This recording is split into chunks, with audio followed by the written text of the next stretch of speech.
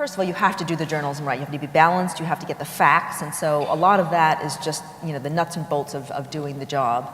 I think that partly in Half the Sky, in the end, we did come down to say, in the end, we're still human beings, and we have to say that this is wrong.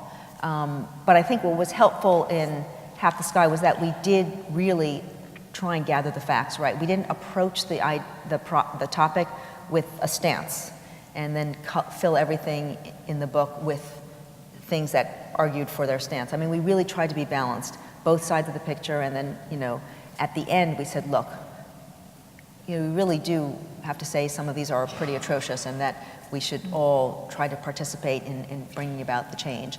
And when you're actually writing a story, and obviously Nick will tell you his view, but when you're actually on the reporting side, not on the opinion side, when you're actually on the reporting side and you're not supposed to take a view, you really do have to try and keep your view out, because I think it hurts it almost hurts you, because then you lose credibility.